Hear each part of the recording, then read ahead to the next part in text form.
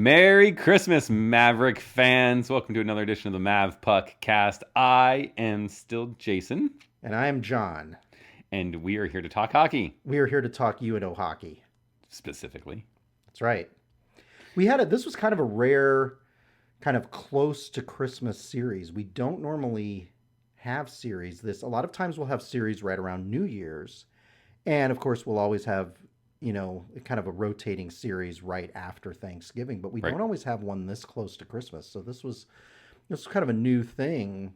I really thought you were going to say that this is weird because it's not snowing outside right now. Oh, it is weird that we're doing the podcast and it isn't snowing. I know, that's just strange. You and I were thinking, you were probably worried about that, man. It's going to snow and John's going to phone in the podcast again. Like actually phone it in, not like, phone it in. I mean, like phone it in. No, we do that. We do that plenty as it is now. We're just phoning this in. Let's just wing it. Let's go start talking. See what happens. Who needs a script? We have no script, by amateurs. The way. Yeah. Some people have asked us if we do script this, but quite honestly, yeah, I get that a lot. We just BS our way through everything. We just make it up as we go along. That's right. So that's how we get through life. That's how we roll on this podcast. That's how we roll on the podcast. That's how we roll in life. So on top of it not snowing, so John didn't have to slide his way here. Yes, exactly. For everyone listening, you have no way of knowing this, but John's sitting in a different seat for this one, and I think I've got him thrown off. Yeah, Jason hadn't done this for a long time, and then all of a sudden, just so you know, you're going to be sitting over here by the iMac today, and I'm going to be sitting where you normally sit. And like I told him, it reminds me of when I was in elementary school and the teachers would switch up like the arrangement of the desks in the classroom. Sometimes you'd have long rows and then they do them like in little 4-person squares. And it would completely throw me off when you would come back from like the weekend and the desks would be different. And you're like, what kind of, evil wizardry is going on here? What did my teacher smoke before doing So this? I have no idea what he's doing here. I think he's just, keeping you on your toes. Yeah. Well, if I get really mad about something, I'm close to the mouse here. I can just turn this thing off and then we're going to be done with it. So if this podcast ends abruptly, John hit a button. Well, that's the thing. I mean, Jolene will probably show up at home at some point. Normally she'll, not normally, but every once in a while she'll walk down the stairs and she'll like signal you. And I'm the one looking at her this time. So I'm going to be like, I don't know what you're talking about. I don't know these hand signs. Maybe that's why Jason planned this. Saying I planned something is kind of a stretch. No, I don't know. I got a thought in my head and I ran with it until someone told me to stop. That's right. So, Arizona State came to town. Arizona State comes in. They've kind of become sort of a little, I don't know. I don't think you'd call them a rival. I don't want to have a bunch of debates online about that, but we've played them a lot the last 2 seasons. We played them twice last season. We did home and home with them. I think we had heard going forward from Gabinette that we were going to be playing Arizona State like every season now going forward. Yeah, he said at one of the dinners that he wouldn't be opposed to that. I don't know that they have it planned. I think he had said that they were going to play them every season. Now, I don't know if that's, hard and fast or if I don't know that they've set schedules that far. I mean, it's hard to know. Enough to know. I mean, they may have a standing agreement that, we want to, both teams want to do this, but ultimately it's going to come down to, what works. Yeah. And I know we had said, on the last podcast that, there's some oddities with this being a 4:00 in the afternoon game on a Sunday and apparently it worked out because schedule wise and stuff, they didn't want to do it after Christmas. And that meant that they had to deal with 2 things. One was commencement at UNO. Right.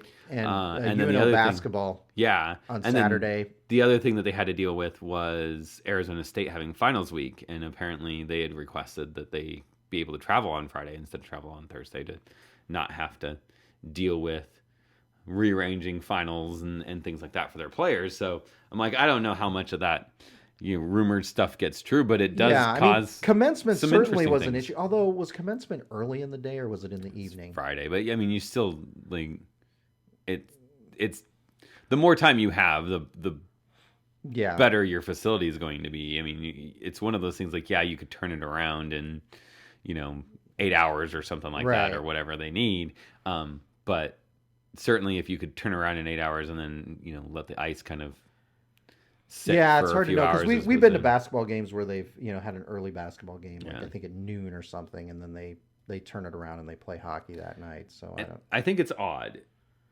I don't know if it's odd. It may be something that kind of led to Friday nights or Saturday nights because it's the first games. I don't know that I'm ever going to get over this. The first game's kind of a weird bounce game. Like, I thought that UNO played extremely well that game. They almost put 50 shots on goal, so they had every opportunity to win. It was just some really odd bounces. It seemed like the guys were kind of fighting the puck a little bit. Even things like on the face-offs, the puck was bouncing very weird. And I don't know if they needed more ice in the chest or what. Maybe you'll always hear about that when you have a lot of events and they're playing basketball over right. it. Is the ice going to be soft? That's always a kind of a common concern. I don't know that was the issue, but it was weird. I mean, we put up almost 50. I mean, we basically outshot them 2-1 in that game. Yeah, 48 was it? The last I saw, I think it was like 48-26 maybe. Yeah, it was crazy. It was a crazy high number of. We had 48. I know that was Omaha Hockey's Twitter page tweeted that out. Yeah. I mean, I know that's crazy. I mean, we haven't. I don't think put up that many shots this year. I mean, you would normally assume if you put up that many shots in a game that you're going to win. However, there have been seasons where we've been outshot, consistently by opponents, and we've ended up winning the game. So that's always kind of one of those fluky little stats. Yeah, USCHO has it 48-21 in favor of Omaha in shots. So. Okay. So yeah, that's just one of those peculiar little things, and penalties were pretty even that night too, and it was weird though that you had those penalties at the end of the game, and we'll get to that in a little bit. But yeah, the game got off to a good start on Friday night. You had Nolan Sullivan unassisted. I'm saying the right night, day, Saturday night, Friday night. I don't know. The first game. I'm so thrown off by that. Yeah, that was a good goal. That was a beautiful goal. He basically took the puck away from the Arizona State player in the neutral zone, and he took it in all alone on the Arizona State goaltender, and he kind of like a little nifty move. He moved out kind of wide on the side of the crease, and then he popped that thing in. That was a great goal to get things started for UNO, and considering the way that they were playing early on in that game, I thought this looks like it's going to be a good night for the Mavericks. Yeah, I think, and then a few minutes later, Zach Jordan dumps one in, and UNO's up 2-0 in the second period. I thought we played a good first period leading into that. So. Oh yeah, my apologies. That was the second period when Nolan Sullivan got that goal. That ended 0-0 after the first period. The team was playing well. They had a lot of opportunities that first period. Wouldn't you agree? I mean, UNO had a lot of prime chances that first period, but nothing went in. But you're fine. It's 0-0 after one. I mean, we were double digits on shots. Yeah. They were on the puck. They had opportunities, but I heard in the post game after Saturday's game. Coach was talking about puck luck, kind of. Yeah. And, he said, just sometimes you just have to roll with it. And one of the things that they've been kind of preaching to the kids and stuff is that, to the guys, that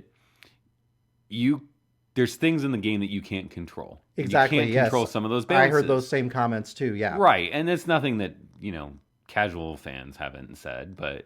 Yeah, I mean, it's just one of those things you always have to remember is that there's some things you can control and some things you can't. And the big thing with this team, and I think you would agree, is you look at like that Miami series last month. They've got to keep from getting rattled when things don't go their way. Because sometimes with this team, I feel like they get rattled, or they get pissed off, and it just emotion kind of goes the wrong way for them, and it's not like stay steady, keep what you're doing. And last year, that was, I think, one of our big problems. That was a huge issue. That we'd get down and then we'd start to just make really bad mental errors, and then we're down by even more. And it's like this never-ending cycle. And this year, the team seems quite a bit more resilient to that. But yeah, it was a strange thing. And I look at it going... There were bounces that were in favor of the Mavs on Saturday, and there were bounces that were in favor of Arizona State on Saturday. Right. The difference in the game seemed to be that when Arizona State had those opportunities, right, they resulted in goals, and UNO's a lot of times resulted in sometimes a scoring chance that, you know, had a chance, but, you know, someone blocks a shot or someone, you know, the goalie just comes up with a big save or something like that. And some were just, it was almost like our mental mistake was we just didn't make a good choice on the shot selection and stuff when we got turnovers and things like that. So I think one pass too many, or waiting too long. You'll have those moments. And if you look at that game, it was like the first period and a half on Saturday, they played really, really well. And then the latter half of the second period, that was the point when, you know, Arizona State got 2 goals within 3 minutes or some ridiculously low number. Was it 3 goals within 2 minutes? I mean, it was crazy how it was just like bing, bing, bing. Yeah. Which was really funny because we were sitting up there in the seats with the people by us, and someone had mentioned that the 2-goal lead is the most dangerous in hockey, and someone had said, well, why is that? And I had to explain, like, I'm literally explaining to them because you have 2 goals, so if you let one in, you think you're still okay, and then a lot of times you find that the team lets another one in pretty dang quick, and that was right when they scored their second goal. Yeah. It was literally as I was saying it. And it was like, and that's the reason why. It was, you know, Arizona State scored at the 10:52 mark in the second. Then at the 11:38 market. I've got Christmas on the brain apparently. And then you had their second goal. Right. And then 12:26, so less than a minute after that. Yeah. They got 3 in less than 2. Yeah, and then at the 16:55 mark, you have Johnny Walker put in a goal, and at that point it's 4-2. So at that point we're thinking, oh, maybe this isn't 4 unanswered goals was tough, especially when you have a 2-0 lead. Right. It was tough, but the team fought back. They came back. They tied it, and then and that's the thing is I mentioned the difference being those weird things. The game-winning goal, shorthanded, is the result of just one of those weird things. The defenseman gets his legs kind of tangled up underneath him. It's not a penalty. There's nothing to say. It was just a unfortunate thing that he falls down and away goes the Arizona State guy. It's like in tennis. It's sort of like what they refer to as kind of an unforced error. That's exactly what happened. And so, yeah, I mean, obviously, should UNO have been in that position where they, you know, gave up 4 unanswered goals after a 2-0 lead? Probably not, but that's kind of what the team is like. It's kind of like a yo-yo right now with UNO, or a roller coaster where it's, you know, the highs are really high and then the lows are really low, and they're just kind of up and down and up and down, and that's kind of the adventure that we've seen the first half of this season. So, you know, you just kind of have to roll with it and hope that the team takes advantages of the opportunities that they have. I didn't think Arizona State looked great on Saturday night. I don't know about you, but I mean, I thought they seemed like they were an opportunistic team. They took advantage of the opportunities that they had. They did not seem like a top 16 team to me. No, and I don't know if they just came out and played flat, if it was, you know, or if they struggle with the way that we play. I don't know. Yeah. Who knows? But as Coach Gabinet said, they like to, you know, score in transition, and we let them establish their transition game, and that was...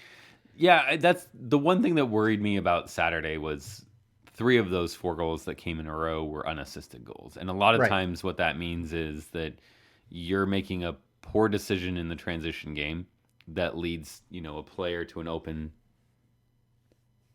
opportunity. Right. Or... in our case, on a couple of those, you made poor decisions and turned the puck over in prime scoring opportunities. Right. Like, you've got to stop shooting yourself in the foot at some point in time. If you're going to make a run at this, if you're serious about wanting to be successful in the postseason, you know, you get up by 2 goals and you have to be able to play mistake-free hockey.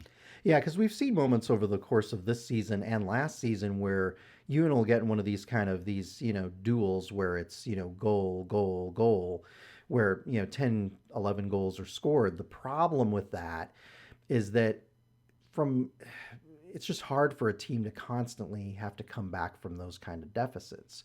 And emotionally, I think it's a difficult situation to put yourself in, where you get a lead and then you give up a lead. And then you may come back and tie up a game like this one where Arizona State led 4-2. And sometimes that can create kind of magical thinking where you think, well, we may be down, or even if we have a let up and we get down, we can always come back. Mm-hmm. And that's going to become tougher as the season wears on. As when, kind of mid to late February rolls around, there are certain teams, especially the teams that have an opportunity to make a serious, NCAA tournament run, they're going to start to play better defensive hockey. And so it's going to become harder and harder for a team like UNO that seems to like to run up and down the ice with their opponents to have success in that type of a game, if you know what I'm saying. Right. Yeah, totally. So yeah, it was a tough one, and that shorthanded goal. Yeah, it was a tough loss. After that goal, they made a good push and had some opportunities, and then they got in a fight. Yeah. Or I guess technically it wasn't listed as a fight. It was a wrestling match.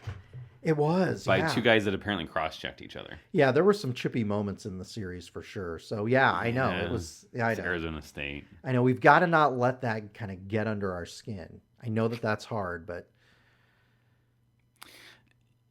it seemed like towards the third, it was starting to get away from the referees. I would agree with that. They're in a bad position of what do you call to kind of regain control.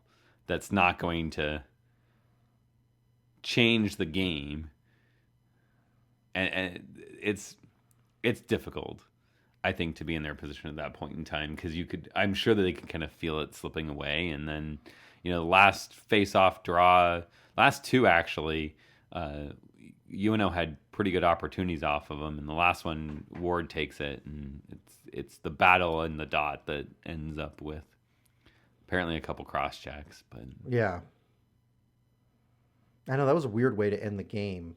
Both of those players got major penalties, and then there was no handshake at the end. There was no stick salute, which UNO's always done after the game. Yeah, that was. Which I understand why they wouldn't do the handshake, but I don't understand why they didn't give them the opportunity to do their end of game salute thing. Yeah, I don't know if that was like, we just want to get off the ice and avoid any more drama, which was probably a smart idea. But you get Arizona State off the ice and let UNO do their thing. Like, I don't think that that's an absurd thing to say as referees. Is, look, we're not doing the handshake line, just get off the ice. They're doing their thing. Did you know how casual their coaching staff was dressed this weekend? Not casual. They looked cold. They looked cold. They were wearing winter coats, jackets on. And they may have been wearing slacks, but they were wearing like the black tennis shoes with the white soles that are very popular right now. And I'm like, it's like, apparently it's casual Saturday and casual Sunday. I don't know. I haven't watched them that much. I mean, maybe they just we live in Arizona where we wear shorts and t-shirts most of the time. So. Whatever. They come from where it's like 60 degrees and it's a cold Well, yeah, I'm sure they were freezing this. I'm sure they were freezing this weekend here.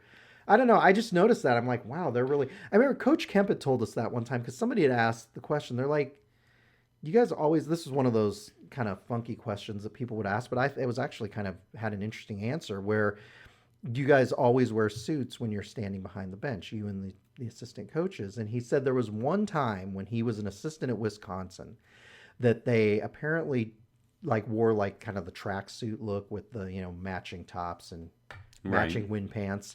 And he's like, we did that for fun one time, and I don't know, maybe it didn't go over very well or not, but you do kind of wonder because in college football you don't see coaches wear suits anymore. They all wear the licensed apparel, the polos, the pants, the pullovers, that kind of stuff. Yeah. So it does make you wonder, do they always wear? But yeah, definitely, Coach Powers and his staff were wearing winter coats. They were cold. I don't know. So Sunday, the Mavs come out and kind of avenge the loss. I'd say the start thing that got me was to see Ward on the ice, because it was my understanding that if you get a major penalty after the whistle, which is what they got on Saturday, that you were suspended for the next game. Now, see, yeah, Bridget said she read somewhere, and again, Jason and I don't want to get dinged on this. We're just speculating as we talk here, but Bridget said she had read that the NCHC doesn't automatically disqualify a player in that situation for the next game. I don't know if it's because it was a non-conference game or whatever, but because it wasn't a game disqualification, that because it wasn't a misconduct, it didn't. Right. They weren't going to do anything about it. Yeah. Yeah, that's a weird one because you're looking as a referee, like the game's over, so there's no point to this. Like it doesn't accomplish anything, no matter what you assign, essentially. Yeah, I think so. What's the point of looking at it and saying calling it this was bad enough to penalize each player for 5 minutes that they'll never serve? Yeah, I know. Why not just give them affect the outcome 2-minute roughing? Yeah, that would have made more sense, I think. Yeah, because it would have been exactly. All right, look, here's the deal. You guys are stupid. You need penalties. This is what you're getting now. Just be a man about it. Move on, right? Yeah. As opposed to this, you know what? We're going to take a look at this. Yeah, that was really bad. Those were really bad cross checks. Let's give them 5 minutes each for cross checking. It's like, really? I mean, there were punches thrown. They were rolling on the ice. Granted, the gloves did not come off, but I've never understood that one. A guy could literally punch another guy in the head, a dozen times as long as his gloves on. It doesn't count as a fighting penalty. I know. There's always a lot of weird kind of subjective we had that happen going on in Sunday's game. I'm trying to remember if it was Sundberg or not. Who was it? UNO players in the front of the net, and the Arizona State player comes over, puck, gets caught, stop a play, whistle goes, Arizona State player kind of cross-checks him, he pushes him back. It's kind of the usual stuff, right? The Arizona State player cross-check, stick to the cage, no call, then punches the guy, no call, punches him again, the ref finally decides to call it, and gets another shot in, and I'm thinking, okay, give him 5 for fighting. He's clearly throwing punches at a guy that's not willing to engage in that and is just trying to be, go away from it. And they give him 2 minutes for the cross check. They don't even review it for contact to the head. The definition of contact to the head 4 times in a row, and we don't even get a review to see whether or not it should be a major penalty and throw him out. No. I don't understand. This is the inconsistencies in reffing that drives me crazy, because that to me is textbook. The guy's not, I let you get a couple shots in. Fine. I get it. You don't want to, but the other player is not willing to combat. He's now in a position after the first couple that says, I am not willing to get into this with you. Right. So I am now, as that player, in a vulnerable situation where I am not preparing myself for the contact that's going to come, right? Yeah. And the principal point of contact is the head. Yeah. It is a penalty where the principal point of contact is the head. Definition of contact to the head. He should have been kicked out. I'm sorry. I just look at that going, I don't see how you don't look at that play and say that should have been game misconduct. Gone. Yeah. As you and I talk about, officiating the last few years has not been an enjoyable process to watch. And it's tough, and it's as time goes on, it's, it depends, because in NCHC play, a lot of times they'll call every little thing. And so it's a little bit irritating because you kind of look at the situation and you're like, we talked about this last season. I don't necessarily want to have a situation where everything is called, because then it turns into the type of game where, teams can't play hard. They can't play physical. But you're right. With some of those things, they're always really concerned about protecting the player, protecting about their head. They're concerned about hits from behind. Those are obvious points of emphasis right now. So, which is fine. If you want to call a game really tight and say, I'm calling everything, fine. But you've got to do it on both teams. Yeah. My problem with the refereeing last year and so far this year is not the calls that it's not the calls that they make necessarily, as it is the inconsistencies. Like they called UNO a couple times for hooking, and I saw Weiss come down and cut in, and the guy's stick went in between his hands, and he pulled the hands away. It resulted in a turnover and transition for ASU the other way. Yes. And that doesn't get called. And Weiss was livid, yelling at the ref. And I'm just sitting here going, you literally just minutes before that had called Omaha for hooking. When did Abate have that elbowing? Oh, yeah, behind the play and the... Was that Saturday or Sunday? It's all Sunday. Starting to... That's what I thought. I did not see that, but... It was... I mean, when I'm saying I didn't see it, I didn't. It was see behind what the happened. play. It was a stupid. Like you just don't take that penalty. But yeah, it was okay. Yeah, which the whole weekend our penalty kill was pretty good this weekend. Yeah, it absolutely was. And both games were these barn burner games. So on Sunday you have another. 12 goals were scored. Somebody was asking the last time UNO had scored that many goals, and it's been a while. Do you remember that series against? Wasn't that like? Do you remember? We've had some games. We got 7 a couple times. Somebody was acting like it was like a shocking number, and I didn't think so. You remember? Was that last season? We got a 7. I know we got a 7. I'm trying to remember. Was it last season or the season before when we played Miami? Where what did we score? Like, was that game like 10-12 or something? It was just something. Yeah, I know which game you're talking about. You know which game I'm talking about. I don't think it was last year. Yeah, I mean we've scored 6 goals this year. No, I don't think it was last season either. Yeah, we've had a couple of 6-goal performances this season. I mean, this team seems to be, you talked about it earlier, up and down. It's streaky. They have the potential to score. Obviously, a lot of goals in a game. It comes down to, can we prevent teams from scoring one more than we can score? That is the issue with the team. I mean, you're not gonna.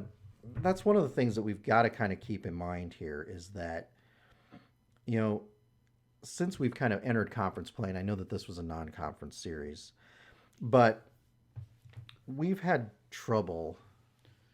We've had trouble in our defensive zone. Yeah. And, when you're giving up, I mean, in October, we did a good job minimizing our opponent's scoring opportunities. It helps when you're playing Huntsville and Anchorage during that month. But, in recent weeks, it's been 3 or more goals every game. And just odds are you're not going to win a lot of games giving up that many goals on a consistent basis. Right. And, so Sunday we get Arizona State jumps out to the lead pretty early. 1 minute and a half into the game. Yeah. And I remember thinking like, oh, we weren't playing great to start that game. And I'm thinking this is not going to turn out well for us. Taylor Ward ties the game about 5 minutes later, which is nice. Yep. And then it wasn't really a late goal. I don't know. Arizona State gets a goal. We go into intermission 2-1. What was your feelings at that point in time? Because I remember talking to people at intermission thinking, I don't know coming. The second period's not usually our best period, right? And we're not playing our best hockey. We're down 2-1, and I didn't know, and especially when you looked at the second period on Saturday night, right? And so it was there was kind of a, and I don't know if you noticed this, but it was kind of a similar.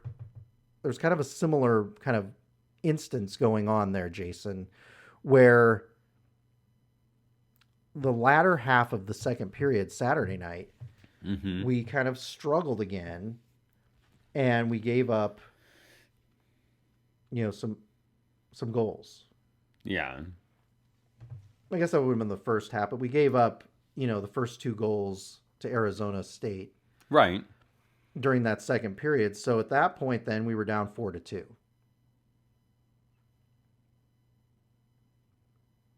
Yeah. We got the equalizer. I thought we played pretty even the first, half of the second period. And then the second half of the second half of the game from there on is when it seemed to really kind of open up for both teams. Weiss gets a really good goal coming off the wall. Those people that are on Twitter know this. Like, I was really impressed. His ability to sell the fact that he was passing that puck was commendable to me. He was, he had everyone, including the goaltender, believing that puck was going to come into the middle, and then just quickly, kind of a last second, just put a focus on the net and drove and got a goal. It was really nice. But then power play goal, unfortunately, another goal. Our nemesis Johnny Walker. Yeah. Yep. And then another goal like 10 seconds after that. It seemed like that really. Yeah, it was and that's what I was talking about. They had another sequence where it was 2 quick goals back to back, and at that point you're like, is it like Ghosts of Saturday Night? Are we going to deal with another situation where they... Right. And that's... Is this the snowball rolling? Yeah, right? Is this a snowball rolling? And at that point, we're down 4-2. Yeah. And you're like, are they going to be able to come back and get it done? And they did. They got 2 goals at the end of the second period. The power play helped. Conley's goal in the power play, I think, really kind of... It got us within one, and the guy said, even if we don't get another one this period, we're going to go into the third period only down by a goal, and we're playing well, and, we can get this done, right? Yep. And then Chase Primeau got the tying goal with less than a minute left. Yeah, and Primeau had a good weekend, I thought. Yeah. I thought he looked really good this weekend. I think, it's hurt us before, where we give up a goal, a tying goal, or a goal that puts the opponent up by one late in a period. And it always seems to change that mindset coming out. And I think that kind of hurt Arizona State as well, because they give up that goal in the last minute of the second. Right. And then it just kind of, it gets away from them. Yeah, and they had the power play coming in. They ended the period on the power play, so they came into the third period. And had most of that power play in the third. They only had like 30 seconds. It was just a little bit, yeah. Right. And but Tristan Keck returns. Yeah, remember the shorthanded goal we gave up at the end of the Saturday game? Keck gets a shorty right there at the beginning of the third. And I really think that helps set the tone for the Mavs the rest of the way. Not to mention it's Keck. We've talked about it on a previous podcast. I'm like, every time he gets the puck, I'm like, oh, it's Keck. Yeah, there were a number last season. There were a number of breakaway opportunities where it didn't go in. And he had him this weekend. Yeah, he definitely did. The poor guy. I feel bad for him because he does so much right. But he got the shorty on that one, and that was great. That was fantastic, and you could tell that the team was fired up after that. Yeah, they really seemed to jump after that. They sure did. They couldn't get anything for a while. Because it wasn't until the latter half of the third period where they started kind of scoring in a bunch. Yep. But that was, you're absolutely right. That was the momentum killer. And then at the end, we got... We ended up with 8. 3 more goals. Yeah, they pulled their... For those that weren't able to watch, right? They pulled their goalie with 4 minutes left in the game. That was a great move. And Bridget always refers to those as, a crazy Frank move. And so there's a bunch of fans who haven't followed the intricacies of this program for years. But Lake Superior State coach Frank Anzalone, and I believe it was one time when he brought one of his Lake Superior State teams here to Omaha back in the late 90s, early 2000s. I think there was a point, and they were like, we were up on them, and it was like maybe midway through the third period, and all of a sudden he pulls his goaltender. It was just like out of nowhere. There was all this time left on the clock, and he pulls the goaltender trying to get something to happen. And so we thought he seemed crazy. I remember fans who had followed Lake Superior State said, oh, he makes those kind of crazy moves. So, yeah, that's why we've always called that a crazy Frank. So there was a coach back in the 90s that did it. And I think Dean Blaze, I think there were certain instances Dean Blaze was known for just yanking the goal out of there and doing that. It didn't happen much when he was here, but it might have happened a little bit more. I don't remember too much of that. Now I remember a coach, they were down by like a goal or two at the end of the second and had a face off in the zone, and they pulled their goaltender in the second period.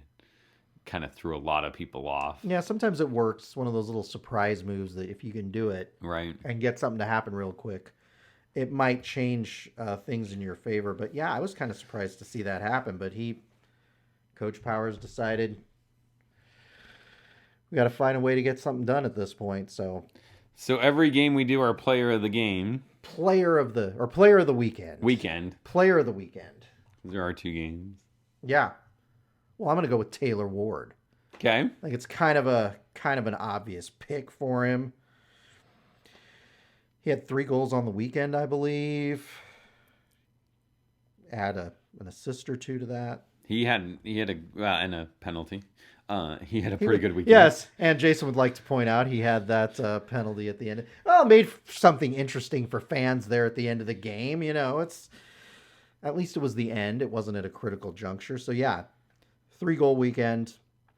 He's always a solid player. So he's one of those guys that week in, week out, you could probably pick him. But I thought I'd give the shout out to one of our best players, one of our best forwards, and Taylor Ward this weekend is going to be my player of the weekend or player of this. We got to come up with an official name for that. Yeah, we do. It's branding effort here. We call it something different every episode. We're way off our game. So I'm going to go with Taylor Ward. We didn't talk about this ahead of time, so I don't know who you're going to pick. I don't know who you were thinking about picking. I struggle with this one because there was a lot of guys that were on my list, right? I almost picked Chase Primo. I know statistically it might not have looked that way, but he had a really good weekend this weekend. Yeah. He had some great opportunities, and he's a player that I'm just waiting to see him kind of come into his own. And I think that's going to happen as the season. Sullivan had a good weekend.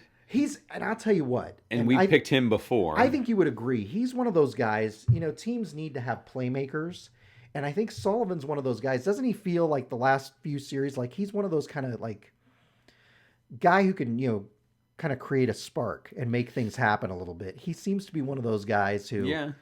I remember when we saw him at the Lancers game. And when he was with Muskegon Lumberjacks. Yeah. That I was really excited for him coming because I really thought he was kind of a missing puzzle piece. I think there was a couple things that UNO needed. Yeah. To really be competitive, and he fits a lot of those holes. We need some of those guys. Obviously it's about doing the little things right. Playing the systems, but we need one of those guys who can make moves and do those kind of little improvisational things that you kind of need to be able to put you over the top in some of these close, hard-fought games. And that when we were at in the neutral zone on Friday night, and he takes that goal in all by himself, and then he doesn't just go in and shoot it at the goaltender's chest, but he makes that little move. He goes wide in the net, and then he pops it in over the goaltender. That was a sweet goal. And that's what you need, and you need that kind of player. And I just think as the season progresses and the next few years progress, he's going to be really good. So he's a guy that we could probably have picked this weekend. He was one we could have picked. I think Weiss is one you could have picked because both games he was probably, I would say, our best passer.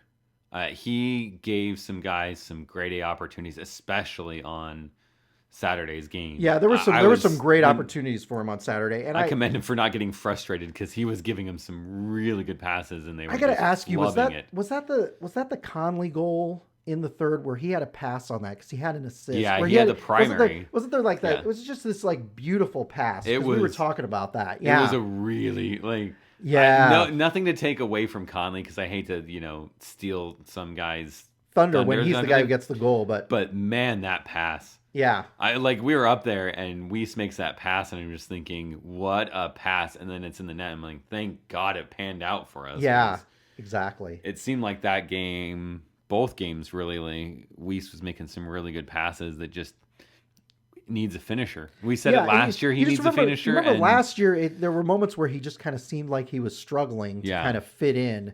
And I think, as time goes by, he's figuring out what he needs to do. And it's just those little moments when the team needs a boost. And we've seen it the past couple of series where he'll just take the puck coast to coast, basically down the ice and work to make something happen. And we're starting to see those things happen. And that's really exciting. So my official pick is going to be Teemu Pukkanen. And I'm doing this as Teemu had a great weekend. Yeah. Right. I'm doing this as an apology. Not that he knows this, although he does if he listens to the podcast, not that he probably listens to the podcast. I'm not going to, think that anyone actually pays attention to us. Okay. But after he got the first star of the game on Sunday, And after the game, I thought, why him? Like, he was quiet.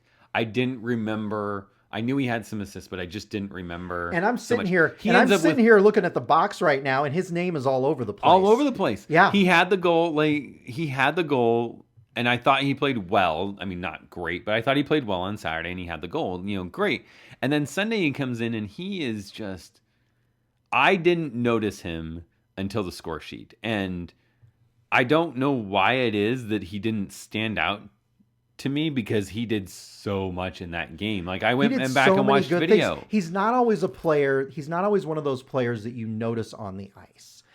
He's not flashy. He's not flashy, but he gets little things done. Right. That make a huge difference. And he's playing the way a veteran forward needs to play on this team. Right. And Coach talks a lot about players needing to play the right way. And I think that he deserves some recognition for being that player, because he's clearly going out there and playing the right way. He may not draw your attention like someone else does, the way that like Weiss does when he like dangles the defenders and does that.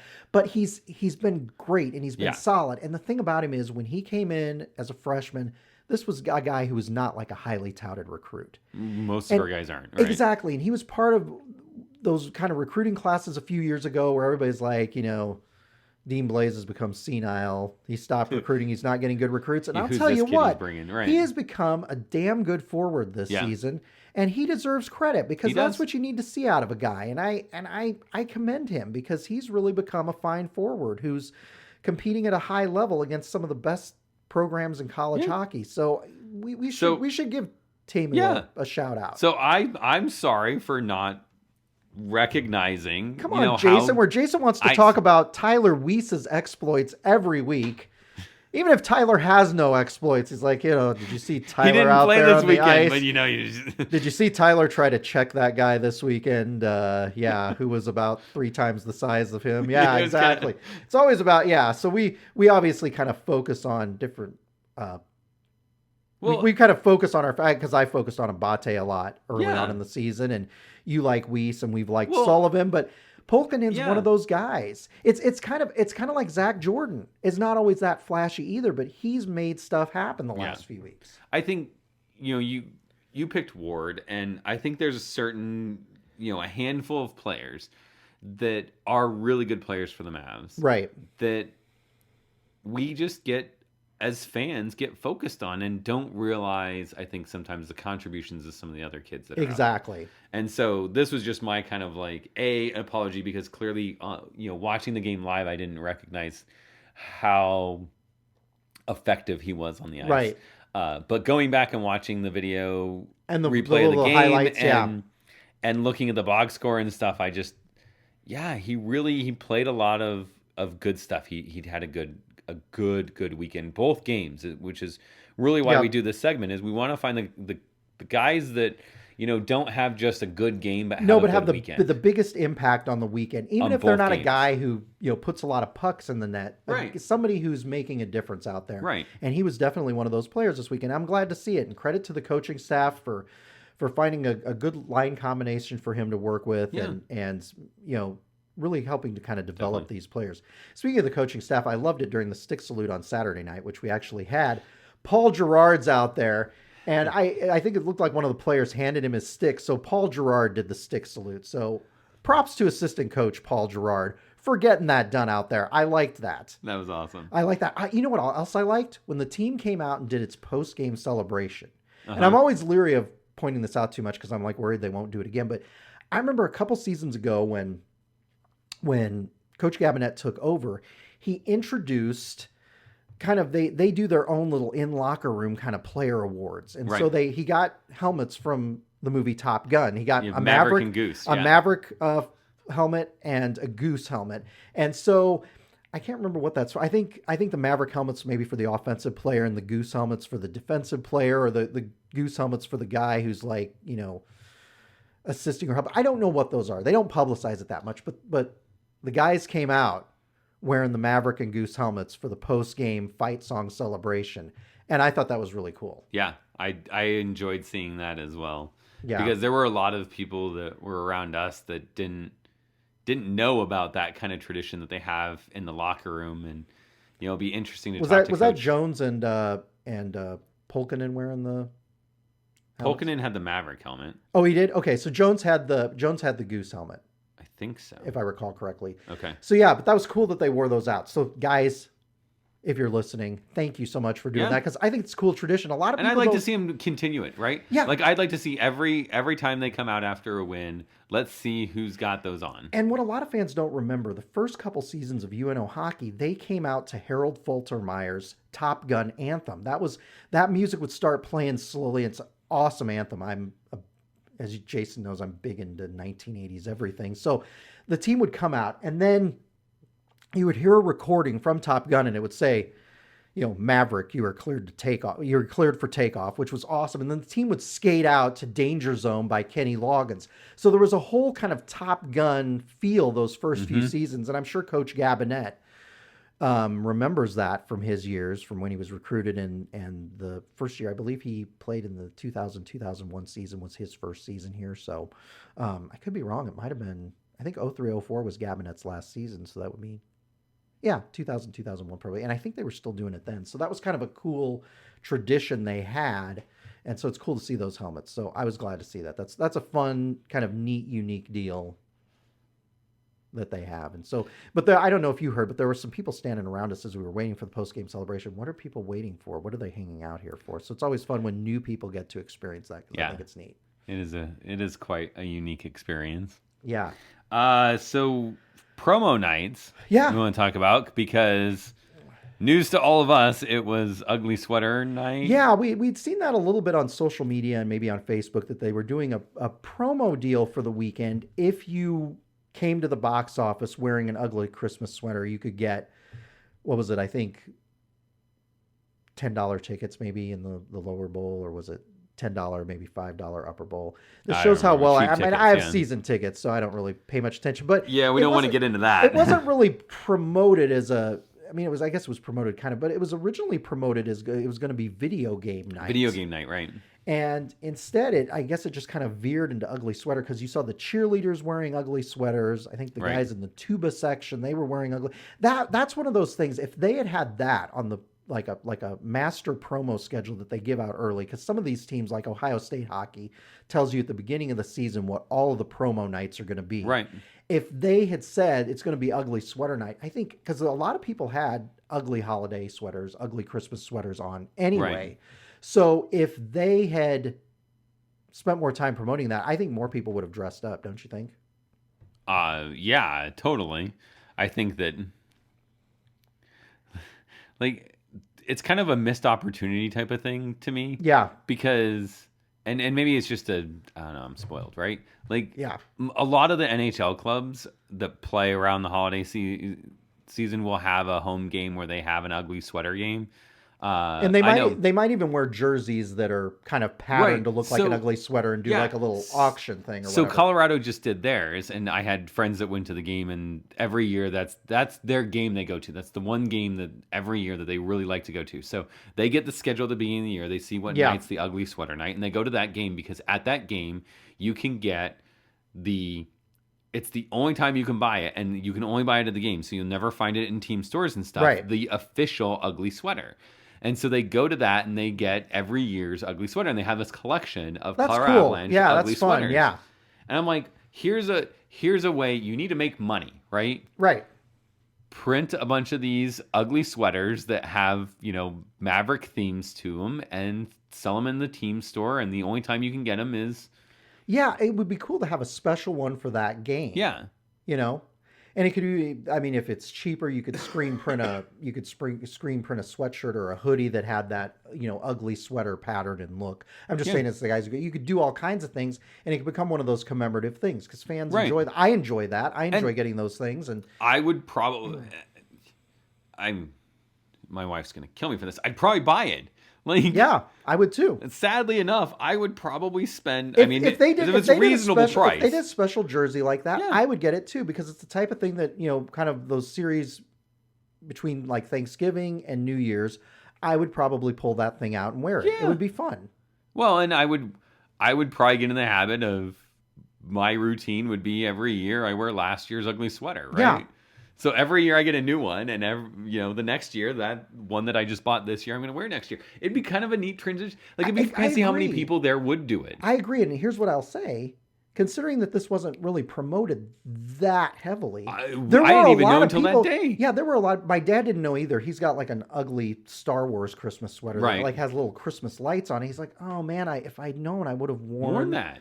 And he follows Mavpuck on Facebook and stuff. So I don't know why he didn't see that. But if they had, I mean, you and I follow that, but I didn't know it was like a really big thing. But there were a lot of people wearing the kind of the ugly sweaters, right? And that could become a really fun tradition. I thought it was really cute that the cheerleaders wore it. I know at the basketball game, UNO basketball game earlier in the day, Darren Hansen wore like an ugly Christmas like sport coat suit type thing, and the assistants wore ugly sweaters. So that's so fun. Are you saying we're going to try to get Gabnon to dress in one of those?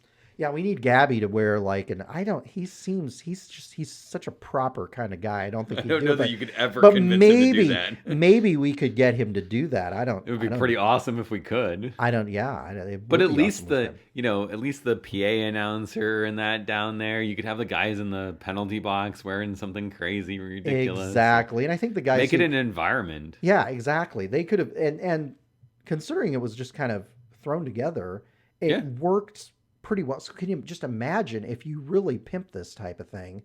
Obviously, like I said, we don't always have series this close to the Christmas during the season, but there's going to be a series in December at home. There's going to be a series between Thanksgiving and exactly, Christmas, where you can do that. And that's the one you're going to do. Yeah, exactly. So I thought that was cool too. And I love talking about topics like this. And another topic that was brought up on the Mavpuck Facebook group was the font that they use on the video board at Baxter Arena. God, you guys are geeks. Oh, and here's the thing. You got all these people on Twitter. There's starving children in Africa. Why are you talking about this? And you want to know why I decided to put this on Twitter too? This is like a Christmas present to Mavpuck.com. These are the topics I love. I've tried so hard the last couple seasons. Jason and I try to do this thoughtful analysis, and we're trying to be more, focus on the team, focus on the game. But you know what? I like fluffy topics like this. And you want to know why I like fluffy topics? Because they're fun to talk about and people enjoy them. And that's why I'm going to do it. Because the thing is, like, when we do analysis of the game, then it turns into, well, you guys aren't college hockey coaches right now, so why are you commenting? And then we have topics like this. You really shouldn't focus on fluff like, the fonts that they use. But here's why we're talking about the fonts. If you look at the numbers that are used on the scoreboard, and it's particularly noticeable on the game clock. On the Jumbotron. Yes, the font that they use, the 5 is the exact same number form as the 2 that they use. It's just inverted upside and down, flipped around. And it looks like an upside down and inverted 2. And it's really kind of distracting and annoying.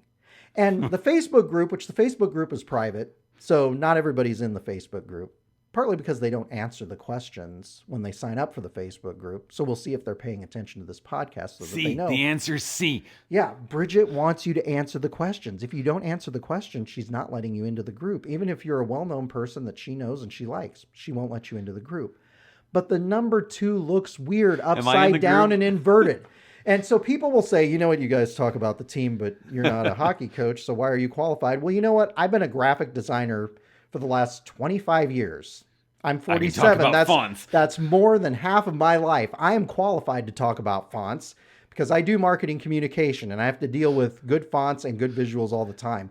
And they need to change that font because we haven't had that font every season at Baxter Arena. They at least need to change the game clock font because it's distracting. And I'm not the only one who's noticed this. I didn't bring up the topic. And the reason I didn't bring up the topic, Jason, is because everybody's like, why the hell are you guys bringing up those topics that waste everybody's time? And it's like, you know what? Because I do. So this was my Christmas present to myself. So they need to change the font on the replay board. It's not a big deal, but I think that there's probably a choice in the whatever the software package is that's running their replay board that they could do that would the 5 would be noticeably different from the 2. It wouldn't just look like one that was flipped over and inverted. So what I take from this conversation is that they need to implement wingdings. Oh yeah, you can do. There's a movie called Helvetica, which if you're into documentaries, you should watch. And the documentary Helvetica by Gary Hustwit, one of my favorites. I own the movie. God, I knew you were going to bring this up. It talks about the development of fonts. Yep. And so there was this magazine called Ray Gun Magazine. And I can't remember the guy who was the editor, but they had done an interview with a musician. And the editor was like, this is the most boring interview ever. So his choice for font was to highlight it and do it all in Zaf Dingbats, which basically are little symbols and check boxes and pencils and all these little graphical icons. Because he's like, yeah, if you could make yourself a key and you could translate it, but he's like, I didn't think it was worth reading, so I put it in Zaf Dingbats. So yeah, they could. I guess they could really throw us off and put it in Wingdings so that we got a check box or a little flower or a shamrock or something like that. But yeah. This is my pet peeve. So Jason's indulging me, letting me talk about this topic, but this is what I want to talk about because we're best when we're talking about things like promotions and things like that, because this is what Jason and I do. This is what Bridget and I do. These are the kinds of things we like to talk about. So as much as we're, doing a yeoman's job of analyzing the team and analyzing the games, we need to talk about fonts. We need to talk about promos. And I think they have a real opportunity with this ugly sweater promo at the holidays. I think that could be a good deal. I think that would be a pretty cool deal. Yeah, and change the font on the game. And change the font. Yeah, they could probably do that before the next. I don't think that would not be hard to do at all. So we're ready to talk about Maine. We're ready to talk about the Maine series coming up after the first of the year. We're going way out east. Yeah, what happened to that plane trip you and I were planning out to? It's in January, and we have to go to Minnesota. We've been foiled. We're just constantly foiled by youth hockey. Jason and his daughters playing youth hockey. It's going to become. I'm really worried. See, I'm worried that one or the other of them is going to end up playing college hockey somewhere, and you're just going to move in 6 years so you can go to the games every weekend. Isn't that why we took the experiment last week? So that. Little do they know, in 6 years, every podcast will be phoned in. Every podcast, we're phoning it in from here on out when Jason moves to Wisconsin or wherever he has to move to watch. I don't know. Lexi play. She said hockey. Boston, so or Harvard. So. Oh my god. We'll see. See, MIT does not have a hockey team, unfortunately. No, they don't. But Harvard's right next door, so it's be fine. She'll be all right.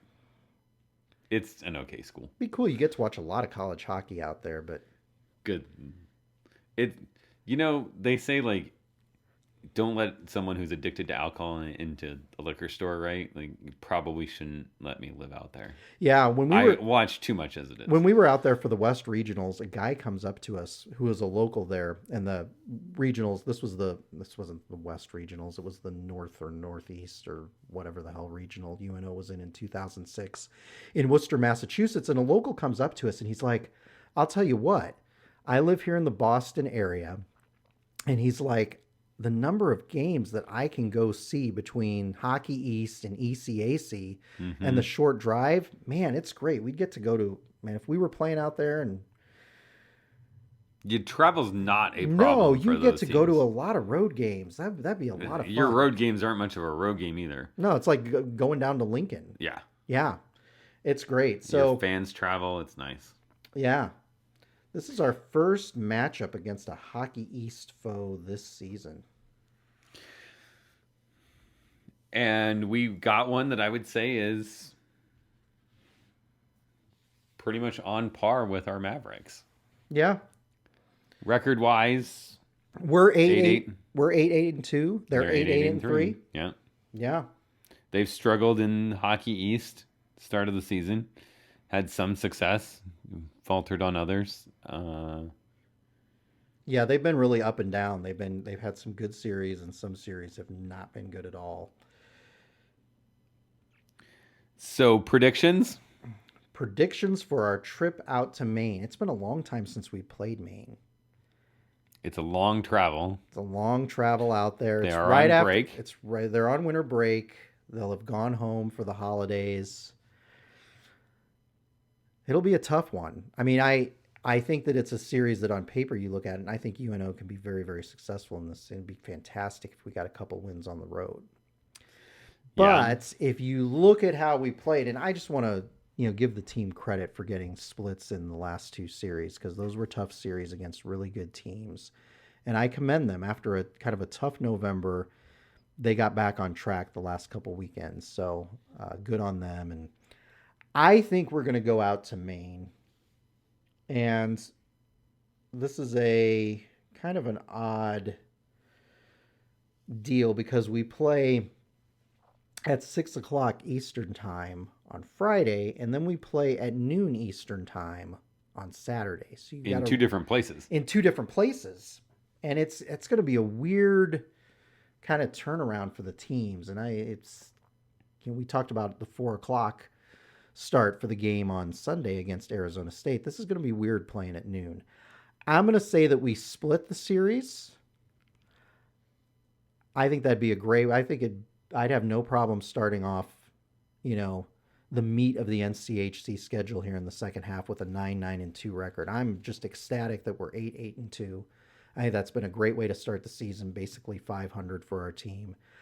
I'm going to say that we win Friday night out in Maine, and we lose the noon Saturday game. And I know Saturday's kind of been our day this season, but that's what I'm going to predict happens this season. I'm on the same page as you as far as a split. Okay. I have a hard time this evenly matched seeing us come away with the sweep. It could happen. I mean, we have two good games, and you certainly could. You said they're going to win Friday, right? Yeah. See, and I think I'll go the other way. I think they'll win Saturday. They'll win that noon game on Saturday. Yeah. Okay. I think they always seem to struggle, getting their legs under them and getting a feel for everything that first game after the travel. So hopefully the short road it is between the two different ranks don't affect them. But I'm going to go split. I'm going to go lose Friday, win Saturday. And I think that's, and like I said, I think that's a pretty safe type of prediction. UNO has been, the one thing UNO has got to work on is consistency. They've shown flashes. And as Coach Gabinet said in the Saturday game against Arizona State, he thought it might have been some of the best hockey that they played this season. They are capable of doing some great things if they can just put it all together. And that doesn't mean locking up and playing tight, because that's not going to serve them well either. But if they can put things together, I think they'll do really well. If they can play against Maine the way they played against Arizona State, I don't see Maine having the capability to steal that first game. I don't see them. Yeah, I think they can sweep them too in that instance, because I don't think they have the talent that Arizona State has. And I also don't think they have the talent that St. Cloud has. Even if St. Cloud is down in the NCHC, they don't have the talent that team has.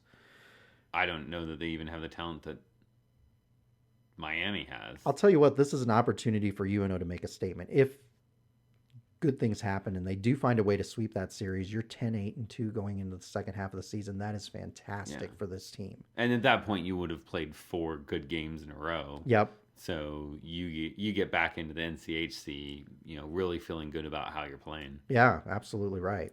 So hopefully they can go out there and get it done. It should be exciting. And you're going to be in Minnesota, you said, for youth hockey? Yeah. That's too bad. So we totally could have gotten together for that 11 a.m. game. You were here. We could have recorded the podcast, got that thing taken care of, and boom, we would have been ready to go. But it's the 3rd, right? It's the 3rd and the 4th. Actually, we might. Let me look. Calendar. We might actually be. This is one of those moments. See, I threw Jason completely off. Now he's looking at the calendar on his phone. We threw off the rhythm and the vibe we had going there into our final segment. Yeah, we are here. You are here? That's the one weekend in January we're here. Okay, so we may talk about that.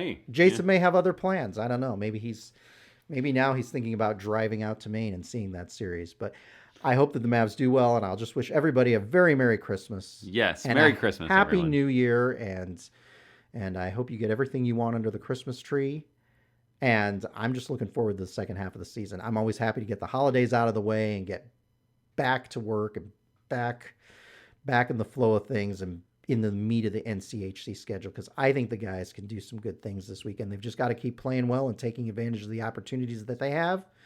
And I wish them a very Merry Christmas too. So until next time, follow Mavpuck on Twitter, follow Mavpuck on Facebook, follow Mavpuck.com, the website, follow all those things. Go Mavs. Go Mavs.